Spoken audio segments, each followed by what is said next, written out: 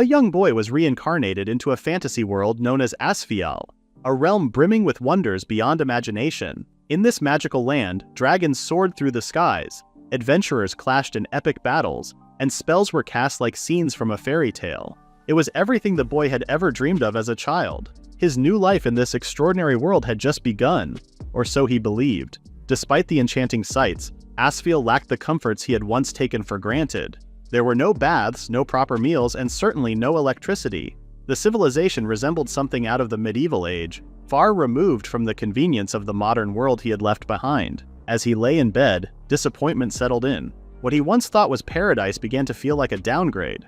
Bro got isekai'd and realized too late it didn't come with plumbing. He turned his eyes toward the glowing moon outside his window, longing for the freedom to move between worlds at will. In that moment, a portal materialized before him, swirling with mysterious energy. The boy stared in awe, sensing the awakening of a power deep within him. It was the Moon Gate. Dimensional travel, his unique ability. With it, he could traverse countless worlds, each with its own rules and wonders. He journeyed through lands dominated by dinosaurs, others ruled by futuristic machines, and realms beyond human understanding. Eventually, he found himself standing in a place that felt familiar: Japan. He was now a young man, and it had been over a decade since he'd seen it. He never imagined he'd return. Just then, an old man noticed him and approached, curious about the stranger's presence. Caught off guard, the young man struggled to explain himself. Instead, the man extended an offer of lunch. During the meal, the young man found himself overwhelmed with emotion. It had been years since he'd last tasted soba, and the simple dish moved him to tears. It was then that the man made an observation. The young man, though clearly not Japanese, spoke with a perfect accent. Confused, the boy looked into a nearby mirror and was met with a reflection that was no longer his own. Golden hair, green eyes, a face foreign to the one he remembered.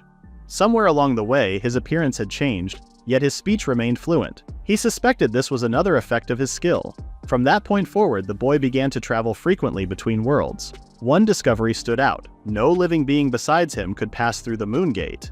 However, non-living objects could. That realization opened a door to possibilities far beyond mere exploration. He saw opportunity in the differences between the two worlds. In Japan, a gold nugget could buy a mansion. In Asfiel, it barely amounted to a month's wage. On the flip side, spices and sweets held immense value in Asfiel. A single luxurious cake could fetch the price of a house. With that in mind, the young man began to envision a new purpose, not as an adventurer but as a merchant between worlds. He would bring goods from Japan into Asfiel and in doing so create a fortune. Life in Asfiel may have lacked convenience, but with the right strategy, he could afford every comfort he desired, even a trip to a proper bathhouse. One day, an old woman approached the young man and thanked him for his help, noting how much the elderly villagers appreciated his kindness. As a token of gratitude, she handed him some money. He accepted it with genuine appreciation, even cheerfully declaring that he would spend it all on sweets. The woman was amused and surprised, asking if he truly loved sweets that much. The young man proudly confirmed it before politely excusing himself. Of course, he couldn't admit that he planned to resell the money's value in another world, so he said nothing more. Now it was time to begin his journey as a merchant. Later, the young man, whose name was Alan, returned to Asfiel. He handed a piece of chocolate to a local merchant named Albert. Curious, Albert asked where Alan had gotten such a treat, but Alan remained vague and instead asked whether nobles might be interested in buying it. Albert responded that nobles would absolutely be drawn to it, and many would be captivated by such a luxurious sweet. It was clear Alan sought Albert's assistance, and though Albert admitted he had no direct ties to the nobility, he suggested that he might be able to connect Alan to someone who did. Still, something seemed to trouble Albert. Alan noticed and asked if there was a problem. Specifically, if selling to nobles might be an issue. Albert explained the risks. Going directly to nobles could draw all kinds of unwanted attention. Other merchants might not take kindly to someone bypassing the usual networks. In noble society, sweets weren't just treats. They were symbols of power, gifts in political dealings, and signs of wealth. As a result, merchants often organized themselves, managing farmers and confectioners collectively. Violating these unspoken agreements could invite backlash. But Alan, not seeing the big picture, merely commented that Albert's shop was small because of his fear of those said merchants. The remark irked Albert, although he conceded that Alan wasn't entirely wrong. A small-time merchant like himself could never stand toe-to-toe with those serving the elite. Albert's really out here fearing the dessert cartel. Albert eventually told Alan that he would have to find another merchant if he wanted to sell chocolates. Though slightly disappointed, Alan respected the decision. But he wasn't giving up entirely, just shifting gears. He already had another product in mind.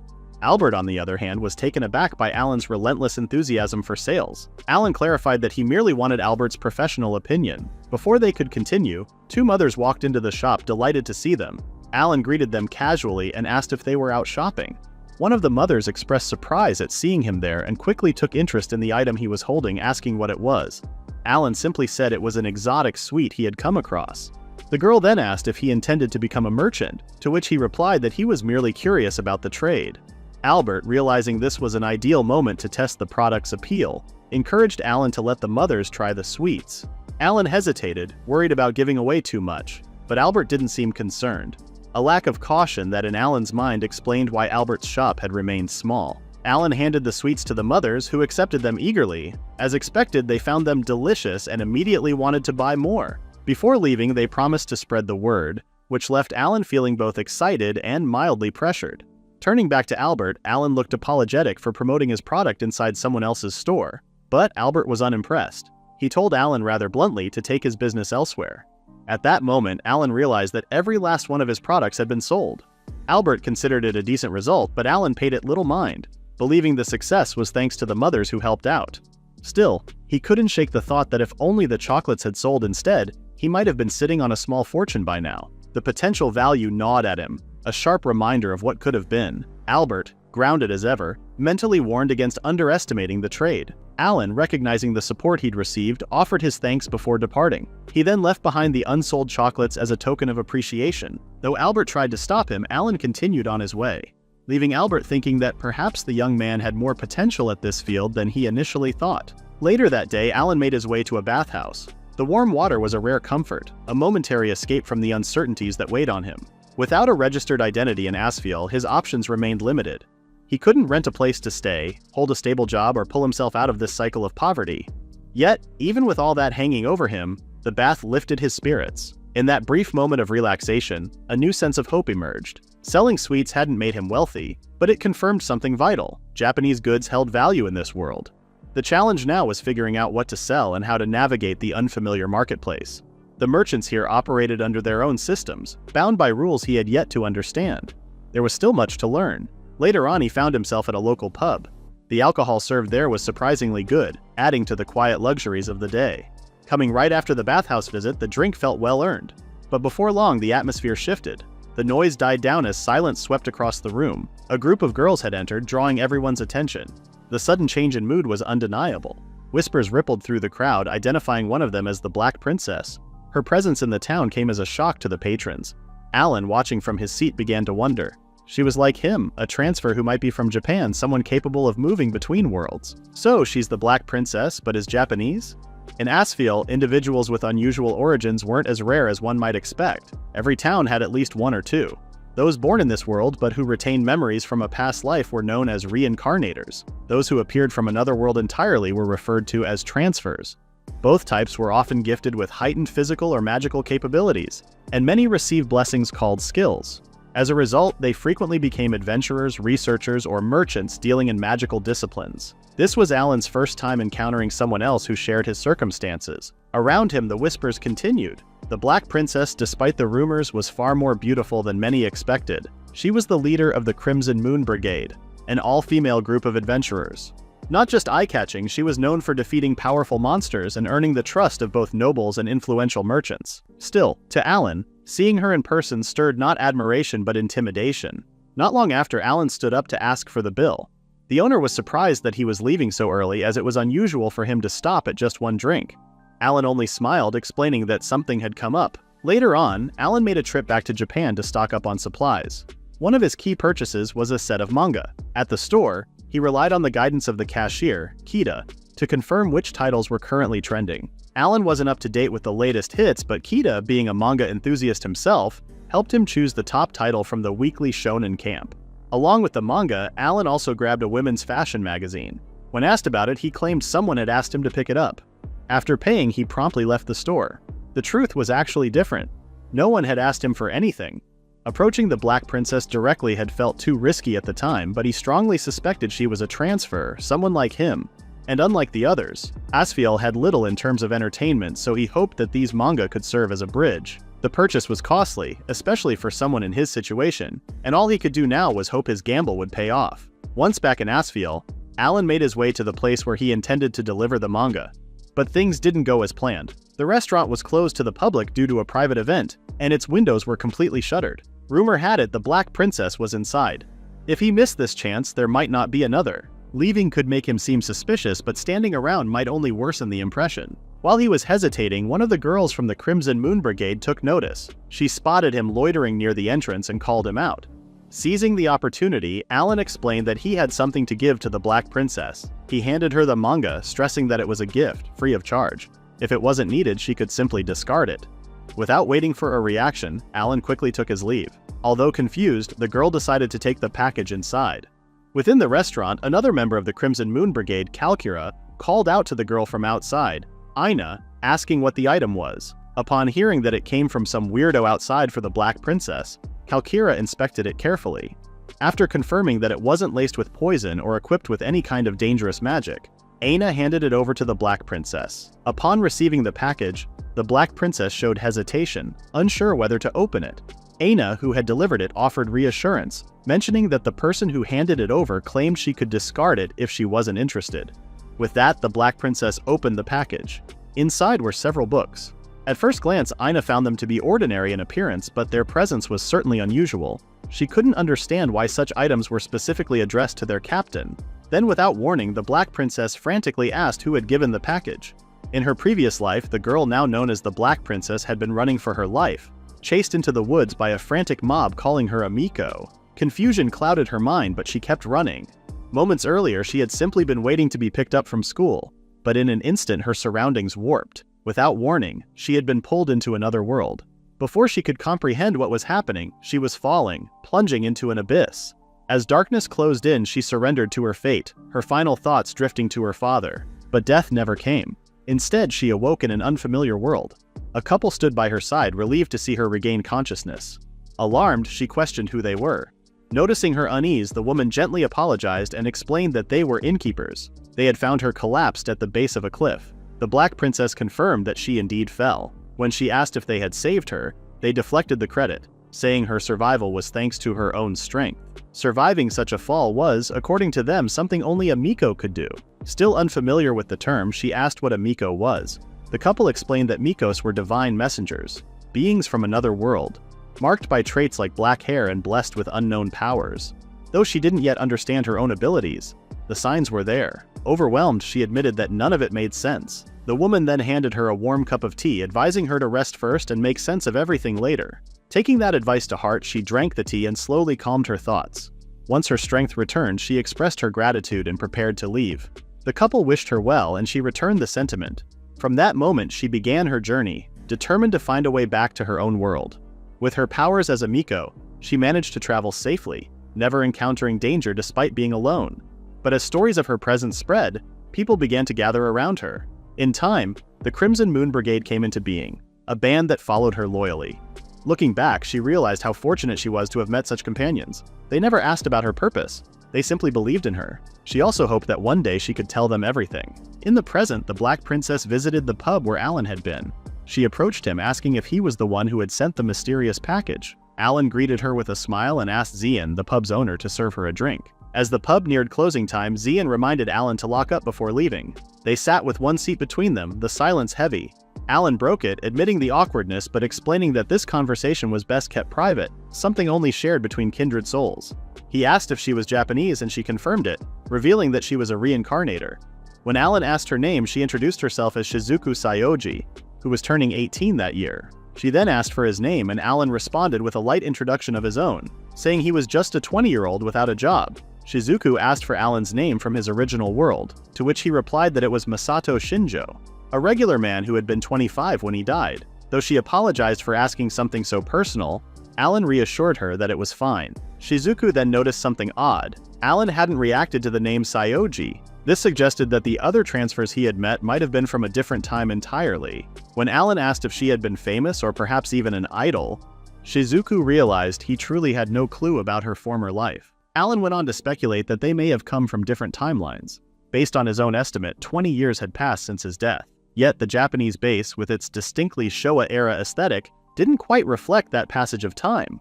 In that moment, Shizuku's interest spiked. She wanted to know more about his ability to return to Japan. She tried to press for details, but Alan quickly shut down the idea. According to him, bringing another living person across worlds was impossible. However, he could transfer objects and even deliver goods directly to her. He tried to lighten the mood by suggesting it wasn't such a bad arrangement. Shizuku didn't respond, her thoughts heavy, until Alan insisted she have another drink. With no bartender around, Alan brought out a bottle of tea from Japan. Though unsure if she would enjoy it, Shizuku accepted and took a sip.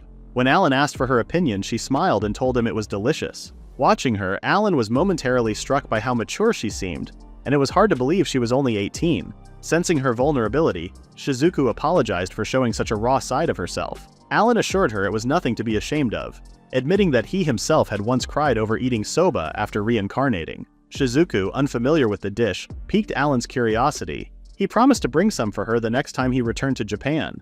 Though she still hoped for a clue that could help her find her way home, this small comfort was a welcome consolation. Just then, Shizuku offered to sponsor Alan. In return, she requested that he procure specific items for her. Alan was caught off guard but agreed, warning her not to go overboard since he lacked both a stable income and legal identity in this world. Shizuku replied by offering to draft a letter on his behalf. She then asked if he was any good at organizing documents. The next morning, Shizuku was up early, waking the members of the Crimson Moon Brigade. She had an announcement to make. Alan would be joining them as their newest member. Alan really walked into a guild and accidentally joined a girl group. The revelation sparked an immediate reaction. Aina, startled, recognized him as the weird man from the other day and questioned if Shizuku was truly serious. However, Shizuku affirmed her decision, stating plainly that she trusted him. Alan, meanwhile, lingered cautiously at the doorway, fully expecting a reception like this. As the room processed the news, one of the girls stepped forward to question Shizuku again, voicing concern over Alan being a man. Shizuku clarified that Alan wouldn't be accompanying them on the field. Instead, he'd be working behind the scenes assigned to logistics. Without missing a beat, she appointed Aina as Alan's trainer, an announcement that immediately drew protest from the reluctant girl. Later that day, the two met for the so-called training session. Aina, clearly still uneasy, broke the silence with a question. She asked how Alan managed to earn the captain's interest, noting she had never seen Shizuku that enthusiastic before. Alan admitted it took some effort, but in the end it worked out, even if he hadn't expected to join the brigade himself. Meanwhile, Aina couldn't help but reflect on how unusual the situation was. In all their history, never had a man joined the Crimson Moon Brigade. Aina quickly pushed aside her earlier doubts, remarking that the extra manpower would be helpful regardless. Alan then asked if she'd really been handling all the brigade's logistics on her own, and she confirmed it, explaining that she and Shizuku were the only ones capable of reading and doing basic math. The weight of the task began to settle in on Alan, knowing that managing supplies for over 30 people was no small feat. Aina then laid out the plan. She would take care of stock checks while Alan would be in charge of restocking.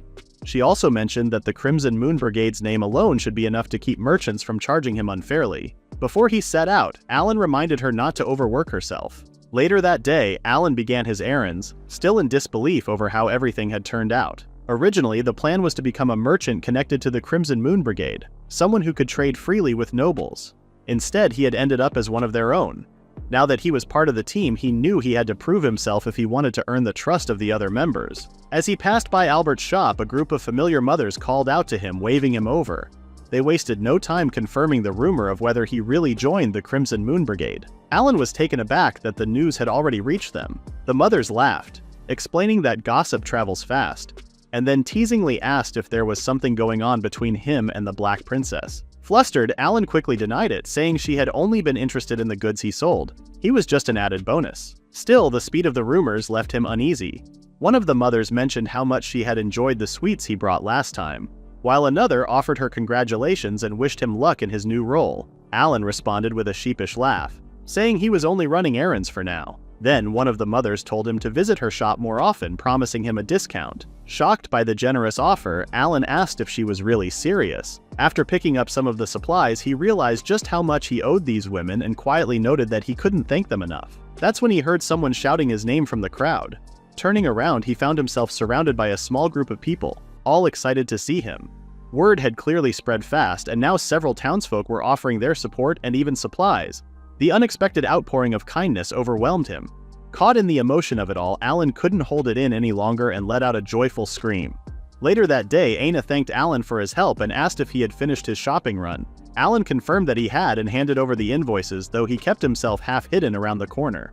Curious, Ina asked why he was acting so suspicious, so Alan explained that he was just being cautious. When Ina scanned the invoice, her expression changed instantly. Alarmed, Alan asked if he had gone over budget, but Ina quickly clarified that it was the opposite. The total cost was 20% lower than usual. Suspicious of the unusually low price, she questioned if Alan had done anything shady. Alan firmly denied it, explaining that he simply received goodwill discounts from a few acquaintances. He even told her to check with the merchants herself if she had any doubts. Hearing this, Ina relaxed and said there was no need to interrogate anyone. As she made her way to the door, she turned back with a smile, telling Alan he had done a good job. Later on, Alan returned to Japan, carrying with him a letter from Shizuku. As he looked at it, he couldn't help but wonder if it would truly make a difference. The Crimson Moon Brigade finally arrived at the royal capital, with Alan traveling alongside them. Shizuku acknowledged the group's hard work throughout their long journey and informed them that Lineberg would now serve as their new base of operations. Their team house had already been arranged, and everyone was instructed to find their assigned rooms and settle in. As the group dispersed, Shizuku pulled Alan aside. She asked him to return to Japan once he had completed his current responsibilities. Alan didn't mind, but asked if she needed something in particular. Shizuku replied vaguely, saying she didn't need any supplies this time and that Alan would understand once he got there. She didn't elaborate, turning away without offering further explanation. Before fully leaving though, she reminded him to pick up the next volume of Dream Love, a manga she clearly adored. Later, Alan arrived in Japan, only to find the village in a state of commotion. The old man he had once met, Genji, greeted him warmly, commenting on how long it had been. Curious, Alan asked about the gathering, and Genji explained that the people were from the Sayoji group. Apparently they had been searching for Alan for over a week, much to Genji's confusion, especially since Alan had never heard of them before. Seeing no point in hiding, Alan decided to approach the group. As he neared, he spotted a car and a young woman seated inside. She asked if he was Alan, and once he confirmed it, she invited him into the car, noting how hot it was outside.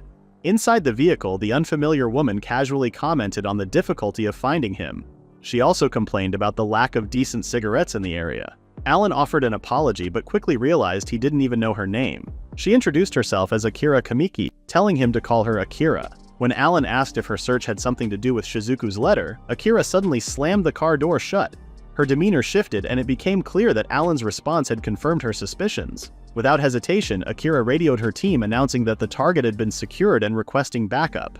As tension filled the air, she warned Alan to cooperate if he wanted to remain unharmed. Her piercing gaze and chilling words made it clear she wasn't bluffing. Forced into submission, Alan had no choice but to go along with whatever was about to unfold. During the ride, he asked what the Sayoji group actually was. Akira explained that it was a sprawling corporate empire, deeply rooted in real estate and other crucial industries both in Japan and abroad. It functioned like a powerful zaibatsu, and its origins could be traced back to one of Kyoto's wealthiest families. Under the leadership of Ryugen Sayoji, Shizuku's father, it had grown into a major conglomerate. Akira also revealed that her family, the Kamikis, had served the Sayojis for generations. She herself had been by Shizuku's side since middle school. But 3 years ago, coinciding with the start of her full-time position at the estate, she began to notice that something wasn't right. There was a time when Akira served tea to Shizuku and the girl complimented her for it. Akira responded with the usual courtesy, but Shizuku reminded her not to be so formal when it was just the two of them. Just then, Shizuku casually brought up the Dream Love anime and asked if Akira had recorded the latest episode, to which she said yes. Shizuku then wondered if Akira planned to stay the night, suggesting they watch it together. Amused, Akira agreed to the idea without protest. But then, everything changed. One day, as Akira waited for Shizuku to return home, she was met with the devastating news that Shizuku had gone missing. It was abrupt and baffling. Akira demanded answers, questioning the guards and how such a disappearance could happen under their watch. Denial clouded her thoughts, convinced it had to be a mistake. Yet when they checked the surveillance systems, nothing unusual was found. Shizuku had vanished without a trace. Even now, the search continued. Specialist teams had been dispatched globally, yet every trail led to a dead end. With no leads and no breakthroughs, Akira turned to Alan, hoping he held the answers. They eventually reached their destination. Akira stepped out of the vehicle, offering an apology for the deception earlier, then urged Alan to get straight to the point. As they entered the massive structure looming before them, Alan was stunned. He hadn't imagined that such a facility existed near the quiet Akane village. Soon after, Akira knocked on a grand office door and announced their arrival before the chairman. Inside, Ryugen Sayoji, the head of the Sayoji family, greeted Alan, recognizing him from the contents of a letter his daughter had once written. Alan was immediately overwhelmed by the man's sheer presence. wondering if all men of such status exuded the same aura. Ryugen, however, quickly reassured him that he knew Alan wasn't responsible for Shizuku's disappearance. The letter, written in a unique cipher only known within the family, was proof that both the sender and its message were authentic. It meant that Shizuku was still alive and that she trusted Alan. Curious, Alan asked how they had tracked him down despite his lack of a permanent address or employment. Ryugen explained that the postmark on the letter had helped narrow their search, and the letter itself contained a detailed description of Alan. He then expressed admiration for him.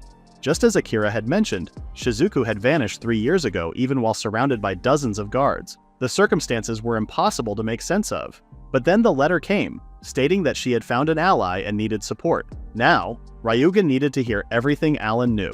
Before continuing, Alan asked if the room had any surveillance systems in place. Ryugen assured him it didn't, and that the room was tightly secured, with even the windows fitted with one-way mirrors. Then, Alan decided to show him the truth instead. As he activated his power, Akira instinctively aimed her gun at him, but Ryugen quickly ordered all weapons lowered. Before them, a portal appeared, a moon gate, summoned by Alan's abilities.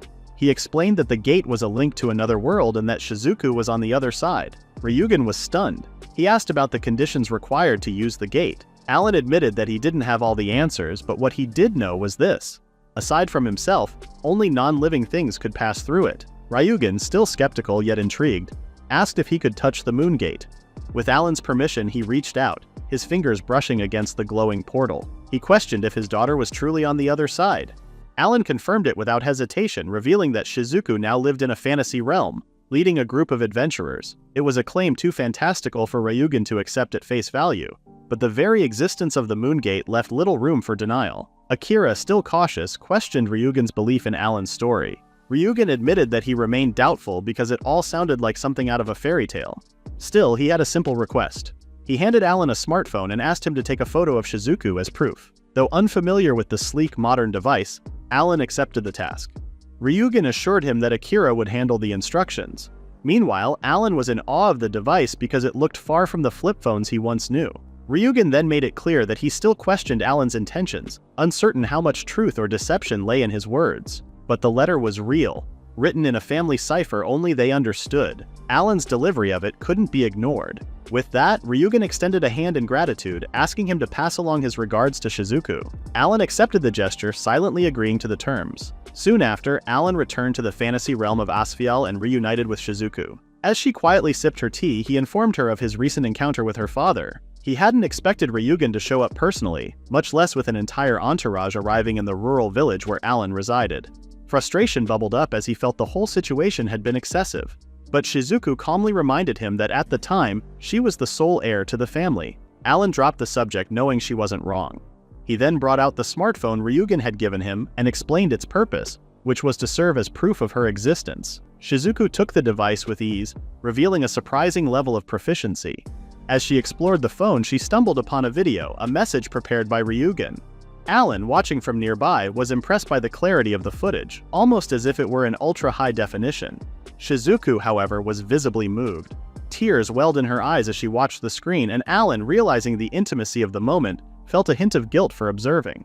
Before she could hand the phone back, Shizuku noticed Alan had vanished. She found him downstairs, casually interacting with the other girls. He explained that it was a good time to introduce them to the smartphone, and with Shizuku's permission, the group quickly became excited. They insisted on taking a photo together, even pulling Shizuku into the impromptu gathering. Though caught off guard, she agreed. Alan gathered everyone and snapped the photo, capturing a rare moment of unity. Afterward, Ina approached Alan. She commented on how he seemed to be settling into life with the brigade. Alan wasn't so sure as he still hadn't formed strong bonds with everyone. Ina reassured him that there was no rush, especially since adjusting to the new base took time. She then brought up the Royal Capital Street Festival, piquing his interest.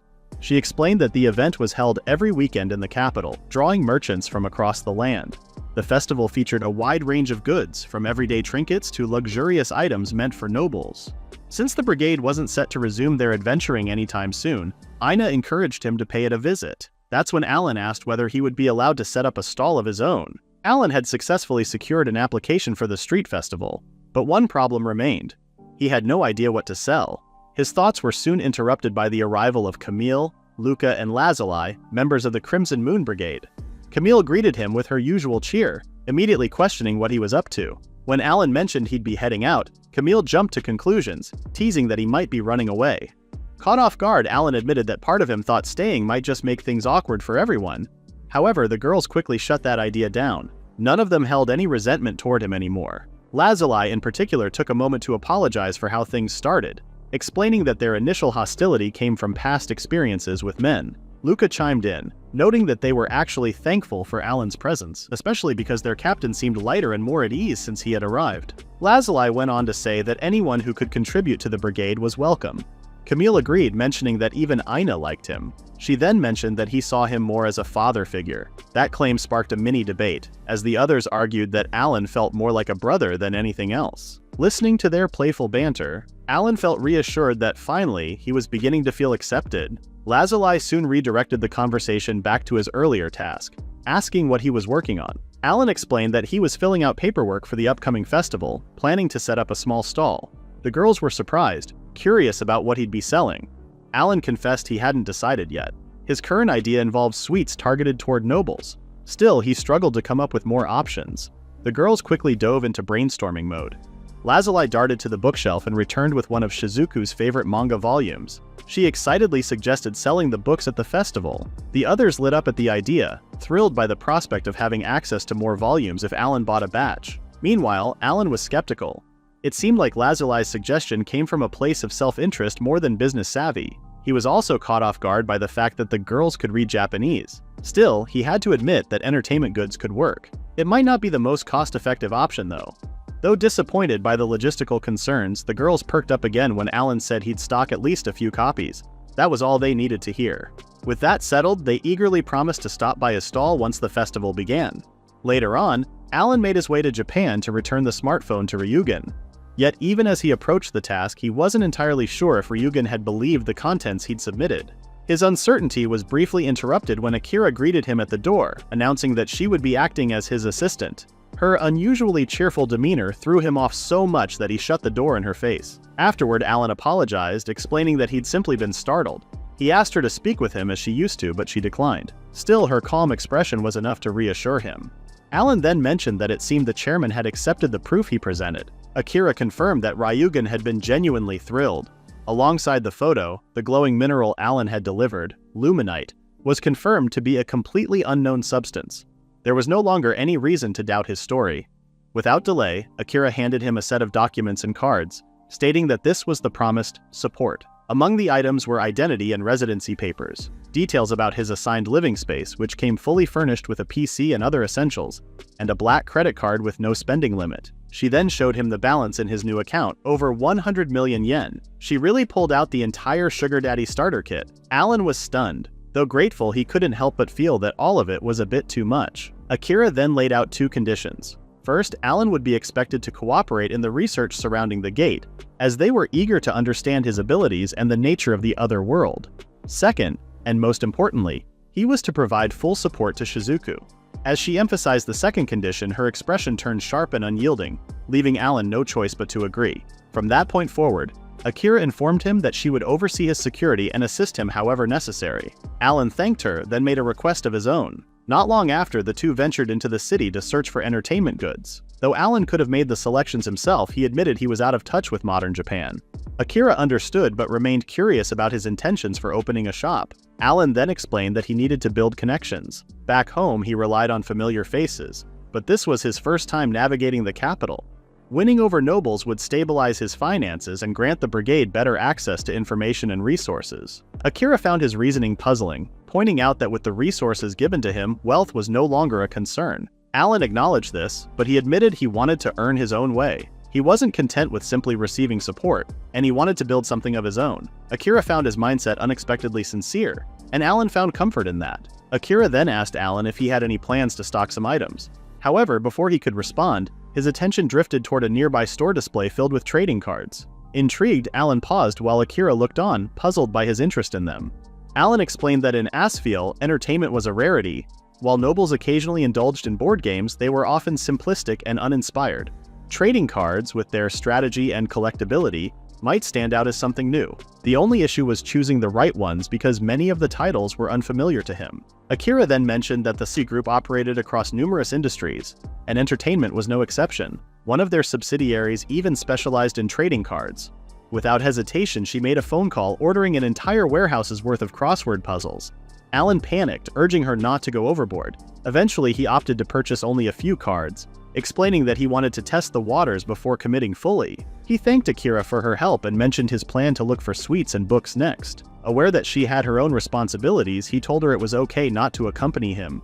But Akira refused. She insisted on staying by his side, explaining that if anything happened to him, it would break Shizuku's heart. Alan was caught off guard by her straightforwardness. At that moment, he decided to place his full trust in her. Later, as they browsed through more shops, Akira showed Alan a stack of CDs.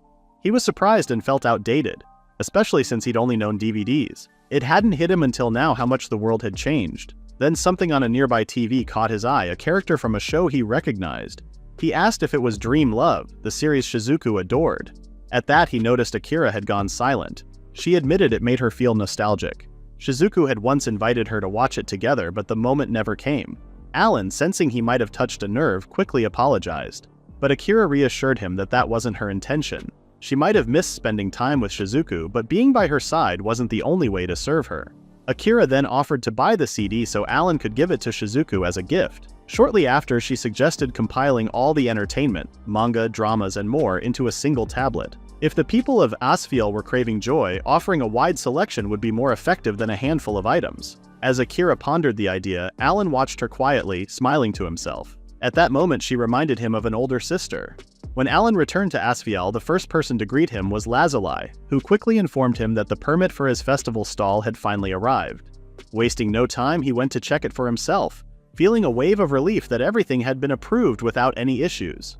As he reviewed the permit, Lazuli leaned in and asked in a hushed tone about the merchandise he was planning to sell. Alan told her that the goods, specifically the manga, would be delivered on the day of the festival, since they had no place to store the shipment at the base beforehand. That answer clearly didn't sit well with Lazuli. She looked genuinely annoyed that she wouldn't be able to get her hands on the manga right away. With a sigh and a hint of bitterness, she muttered that she hoped his stall would fail, just so she could get early access to the next volume. Damn, she really chose violence. Alan found her dramatic reaction more irritating than amusing, but he didn't press the matter. Changing the subject, Alan asked when Luca and the others were expected to arrive. Lazuli said they'd be coming in the evening, though she herself would show up a bit later with Camille because she still had a few tasks to wrap up. As the conversation shifted, she casually asked where Alan's booth would be set up, noting that it seemed like he was aiming for a wealthier audience. Alan answered that he had selected booth 13, located along the West Main Street. That response took Lazuli by surprise. She pointed out that the West Main Street was no ordinary location. It was prime real estate, typically reserved for the capital's most experienced merchants. Even more notable was its close proximity to the Central District, a place known for being sealed off from the rest of the city. According to Lazuli, the Central District was home to the highest-ranking nobles in the capital. It was heavily restricted, and most commoners rarely if ever laid eyes on the people who lived there. However, there were rumors that a few eccentric nobles occasionally snuck out to experience the street festival. If Alan's booth was truly that close to the Central District, he might end up catching the attention of someone far above the usual customer base. Still, Lazuli emphasized that all of this was just speculation. Alan didn't seem fazed by this. In fact, it made Lazuli suspect he had aimed for that exact booth on purpose. Alan neither confirmed nor denied it, simply leaving it to her imagination. Lazuli suddenly burst out laughing, which caught Alan off guard. When he asked why, she brushed it off, saying he was just very interesting. He wasn't sure if that was a compliment or sarcasm. Lazuli, confused by his reaction, eventually excused herself, saying she was looking forward to the festival. Once she left, Alan was left with a lingering sense of unease. But with the preparations finally complete, all that remained was to wait for the festival. Whatever would happen, he reminded himself, would happen. When the festival day finally arrived, the streets of Asfiel came alive with movement and excitement. Alan set up his booth, mentally assuring himself that all preparations were complete and that it was time to put his plans into action. Alongside the main goods, he had brought a small selection of books, though he intended to be selective about who he sold them to. His primary focus was chocolate, with trading cards included as a test. While the true crowds were expected to come in the evening, the morning already saw a decent turnout, mostly composed of upper-class individuals. The nearby booths offered high-end merchandise, but Alan believed his products could stand their ground. He was determined to make the most of the opportunity. As time passed, however, reality began to chip away at his confidence.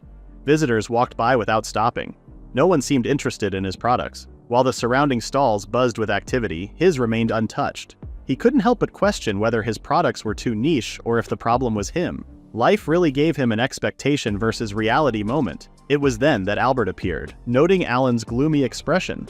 Surprised, Alan asked what he was doing in the capital, and Albert explained that he was there for business.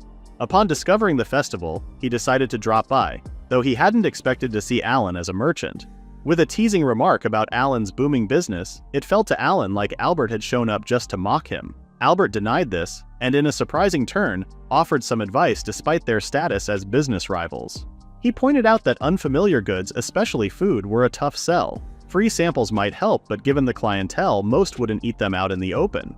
Alan was disheartened to hear this, but he knew Albert was right. Albert continued, suggesting that Alan might have better luck targeting the middle class in future festivals, which were held every week. Though Alan accepted the advice, it clearly weighed on him. Noticing this, Albert encouraged him not to give up, reminding him that the afternoon crowd still lay ahead. In the world of business, he said, two things mattered most: quality and trust. And Alan had both. Though Albert considered himself a small-time merchant, and his words might not carry weight, Alan didn't see it that way. Although he really did believe his shop was small. Thanks for rubbing that in, bud. As Albert turned to leave, Alan thanked him for the advice. But before walking away completely, Albert paused, telling Alan that he might discover something beyond the original goal he had set for himself. The day stretched on with only a handful of customers dropping by Alan's booth. Sales were far from impressive, and Alan decided that once Luca and the others arrived, he'd close up early. While waiting, his thoughts drifted back to Albert's words. He had already begun to earn money and chase success, so the idea of finding something beyond his goal puzzled him. Suddenly, a stir swept through the crowd as a striking figure made his entrance into the festival. Judging by his regal demeanor and appearance, he was clearly no ordinary citizen. The young man was none other than the heir to the Castellano Marquesate, instantly drawing attention from everyone around. Alan watched him closely, suspecting the noble had come incognito to browse the booths in person. The rumors were true then. Nobles really did visit the festival. With that knowledge, Alan braced himself and stayed alert. Then, to his surprise, the young noble made his way to Alan's stall and inquired about the merchandise. Alan explained that he sold rare items from different regions, specializing in confections and recreational games. He showcased his chocolates, noting their strong aroma and offering the noble a sample. However, the young man's guard immediately stepped in, trying to stop the tasting. The noble, unfazed, waved off the concern, confident that he could handle any fallout. Alan, sensing the subtle tension, could tell the guards weren't pleased. Intrigued, the noble asked more about the chocolates. Alan explained the process: cacao beans ground and mixed with sugar and vanilla, then hardened into form. To prove their safety, Alan took a piece himself and instructed the noble to hold it by the wrapper since it melted with body heat. Following Alan's advice, the noble tried the chocolate, chewing thoughtfully. His silence stretched long enough to make Alan anxious, but when he finally spoke, he called it amazing. A quick reminder from his guard not to speak with his mouth full brought a wave of relief to Alan. The noble then asked about the price. Alan responded that a box of 8 cost 30,000 gold. Hearing this, the young man seemed surprised because it was cheaper than expected. Alan explained it was a special introductory price, which the noble found acceptable. Without hesitation, he purchased the entire stock, paying more than the price given to him. He insisted on overpaying as a token of appreciation for the surprise and delight the chocolates brought him. Interested now in Alan's other offerings, the noble examined the rest of the sweets, con peto, caramel, and more, and bought them all with the same enthusiasm. Alan was nearly overwhelmed by the growing pile of gold, while the young noble seemed thrilled to have spent $1 million on sweets alone. Then, his eyes landed on the paper bags, which were the trading cards. Alan explained that each pack contained 5 random cards and that players needed to build decks of 40 to play, with instructions included in a booklet. The noble didn't hesitate. He bought the entire stock on the spot. Though stunned, Alan accepted, still processing the surreal experience. Upon opening a pack, the noble and his guards were impressed by the detailed illustrations. One guard commented on the exceptional quality of the 3,000 gold packs, while another considered buying some himself. Alan listened in disbelief. Everything he had brought was sold out in a single day. He thanked the noble for his patronage, but the boy returned the gratitude, saying the experience had opened his eyes to something new. Before leaving, he asked for Alan's name and he introduced himself humbly. The noble then placed something in Alan's palm and departed, saying he looked forward to seeing him again. Once the noble was gone, Alan looked at his hand. 2 medals. It was, without a doubt, the most unbelievable encounter of his life. Not long after, Camille and Lazuli came rushing in, apologizing for the delay. Upon seeing that everything had already been sold, Camille panicked. Lazuli, equally shocked, remarked that Alan had really pulled it off. They thought they'd arrived quickly yet had missed it all. Camille, sulking, lamented that she was hoping to get the next volume of her favorite manga. To their delight, Alan had saved a copy just for them. The girls playfully scolded him for not saying so earlier, but were already too excited to read it with the captain. Watching them, Alan laughed to himself. As they gushed over the manga, he realized that perhaps this bond was what Albert meant when he spoke of finding something beyond his goal. Later that night, while Alan was immersed in bookkeeping, Shizuku quietly approached him. She asked why he was still working so late, prompting Alan to explain that he wanted to finish organizing his records. In turn, he asked what she was doing awake at that hour, guessing that she had been reading the newest volume of the manga. But Shizuku told him she had only come for a glass of water, and decided to sit beside him to keep him company. As the night deepened, she casually brought up the Royal Capital's Market Festival and asked if anything interesting had happened. Alan, sensing she may have visited the festival herself, kept the details to share later. Out of nowhere, Alan admitted that his original goal in becoming a merchant had always been simple. He just wanted to get rich. It was never meant to be some grand mission or act of service for others. It was supposed to be his own path for his own gain. Yet, to his surprise, people kept thanking him. That reaction left him unsure of how to feel because he hadn't expected gratitude. Without saying much, Shizuku gently handed him a small box. She called it a token of her appreciation. Alan was caught off guard not just by the gift, but by the fact that Shizuku had been listening all along. When he opened the box, he found a necklace resting inside. It was a radiant gem that shimmered with the full spectrum of color like a rainbow frozen in crystal. Shizuku explained that it was a rare gemstone, something often used as a magical catalyst. Still, she admitted that the necklace alone couldn't possibly express the full extent of her gratitude. She then reminded Alan that even if his reasons were purely personal, his actions had led to something real. Because of him, she was able to reconnect with her family and with Akira. His motives didn't change the impact he had made. Alan let out a quiet laugh. Her words brought to mind something Ryugen had once said to him, and it was almost uncanny.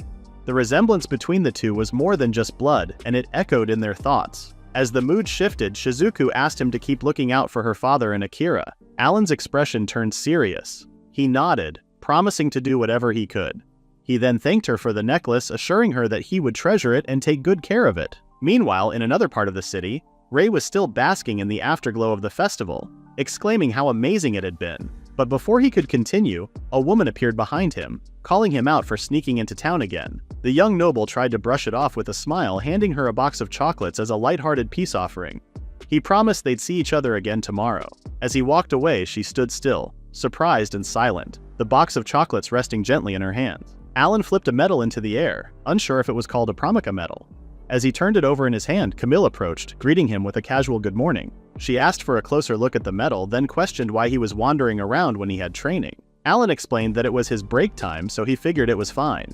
As Camille examined the medal, her interest visibly piqued. Alan asked if she recognized it, and to his surprise, she did. So much so that she wondered why he didn't. She asked if it belonged to him, but before he could respond, Luca and Lazuli arrived, inviting them to join for tea. Camille lit up at the offer, while Alan couldn't help but feel a bit frustrated that the medal discussion had been cut short. Once they were seated, Camille's focus quickly shifted to the sweets on the table. Her eyes lit up as she curiously asked what kind of treats they were. Luca explained that the cookies were a gift from Alan, a small thank you for the help the girls had given him during the street festival. As they dug in, Camille pointed to a particularly odd-looking cookie and asked what animal it was meant to be. Alan blinked, surprised she couldn't tell it was a cat. Then again, in this world, cats were nothing like the ones he knew. Here they were wild and aggressive, not the soft, domestic creatures he was used to. Even so, the cookies were met with delight. The girls commented on how cute they were, almost too cute to eat, and couldn't ignore how soft and warm they felt to the touch. Alan, however, couldn't shake the feeling that he didn't quite belong. The cheerful energy around him only made his quiet awkwardness more obvious. Luca soon brought up the festival, saying she had heard it was a huge success. Alan confirmed it was, but admitted that the credit mostly went to one customer who bought everything. He explained that the medals he had were given to him by that very person, which left Camille skeptical. She insisted that couldn't be possible, but Alan stood by his story. Lazuli asked to see the medals, so Alan showed them the gold and silver Pramika medals. When he asked what they were exactly, Luca clarified that Pramika medals were used to access restricted areas. To demonstrate, she revealed her own dungeon access medal. Camille then added that Pramika medals were rare and only given to individuals recognized by the guild. They weren't easy to obtain. Lazuli was especially stunned to see a gold Pramika for the first time. Luca recalled that Camille had a silver Pramika, and Camille explained that hers only granted access to the school district. It allowed her to enter schools marked with the same crest as the medal. Based on Alan's medals, he had access to both the Royal Capital School District and N5 Magic Academy within it. As for the gold medal, it likely gave him entry to the Central District. Luca suggested he consult the academy for confirmation, as someone had likely given him those medals as an invitation. With that, the puzzle pieces began falling into place for Alan. But the realization brought tension because he now had to meet Ray alone, the Marquise's heir. Before he could dwell too much on that, Luca suggested that Camille show him around, since she knew the school district well. Camille agreed, saying she owed him for the manga anyway. Just this once, she'd make an exception and act as his guide. Alan gratefully accepted the offer, feeling relieved to have someone with him on this next step of his journey. Later on, Camille and Alan arrived at the school district. Camille explained that it was the largest district in the royal capital, home not only to various schools but also to government-run research facilities. As she continued to chatter on, Alan quietly appreciated having her by his side. Amid their walk, Camille's focus shifted to the cold gift Alan had brought along. Without wasting time, she urged him to head toward the checkpoint. When they reached it, Alan presented his Promika medals to the guard, leaving the man visibly stunned by what he saw.